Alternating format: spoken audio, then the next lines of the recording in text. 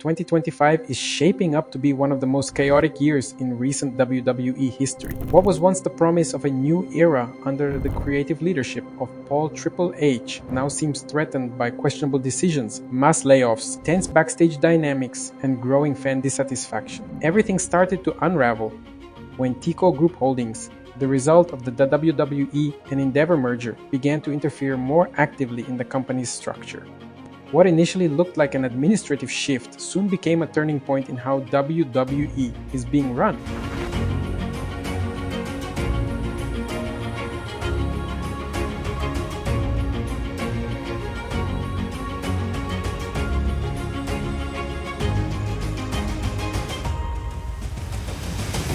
The first wave of layoffs hit in the early months of the year. Names like R-Truth, Carlito, Valhalla, among others, were cut, many without prior notice and no on-air farewells. The public was shocked, especially by the silent way the company handled these exits. R-Truth, for instance, was one of the most beloved faces among fans and led merchandise sales at the time of his release. The backlash on social media was immediate. A Justice for Truth trended on X, with fans slamming the company for its coldness and lack of respect for legends who helped shape its identity. Decked out in old school R-Truth! The fact that R-Truth in his career is 2-1. Truth of the AA! At the same time, Triple H was working to implement his creative vision. He brought in NXT talents such as Roxanne Perez, Bron Breakker, Fraxium, and Ilja Dragunov to the main roster. However, the way these new stars were pushed drew criticism. Many fans felt the rookies were being shoved down our throats, while experienced names were discarded or overlooked. Frustration only grew as the weekly shows began to drop in quality.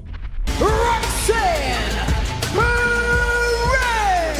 Look at Roxanne. Right out of the gates, Roxanne Perez. The unpredictable, badass, Braun Breaker.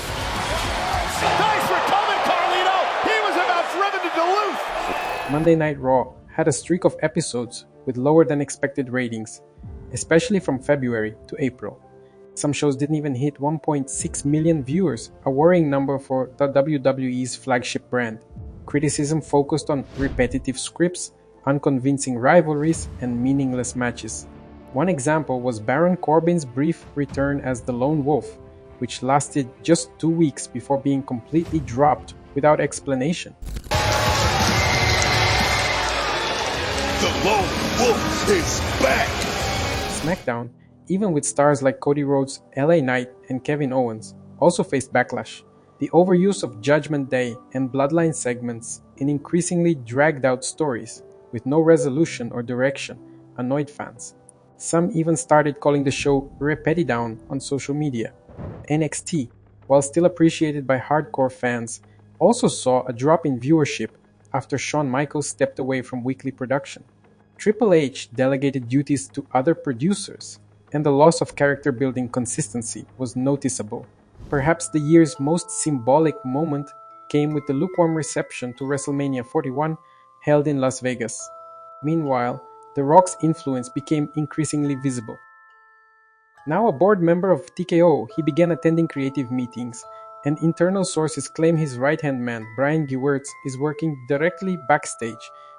Rumors suggest Gewirtz may take over as chief content officer by year-end if pressure for results continues. This has led many fans to question whether Triple H really has creative control, or if he's merely following orders from above. Here, a second Uso, going for the trifecta in Vegas, connects this time. No problem being a bad guy. John Cena has set the record. I've never witnessed in this industry. Wait, I agree with The relationship with fans has been deteriorating fast. Forums like Reddit, X, and YouTube are filled with videos and threads criticizing WWE's current state.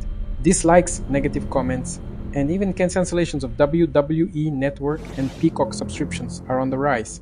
Phrases like Triple H's era is dead and this isn't the WWE I love have become common.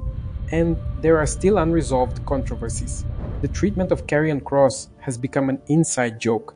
Hyped as a major threat, he suffered multiple losses to names like Ricochet and Logan Paul. His credibility was so damaged that Cross himself hinted on social media, saying, "Only the loudest ones backstage get wins." Again, Sammy, you're still trying to claw your way to the top. You know you're never going to win the title, right? The sand could be running out. Oh! Another odd case was Carlito's sudden absence. After being featured in key Judgment Day segments, he vanished from programming following rumors of backstage disagreements. No farewell, no exit storyline, just gone.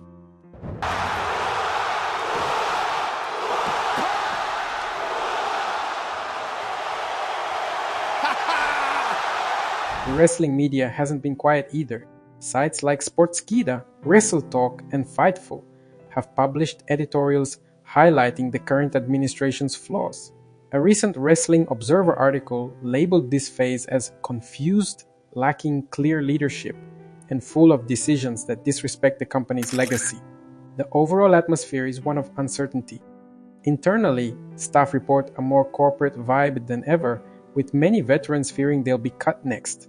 Wrestlers once vying for titles are now more concerned with contracts and layoffs.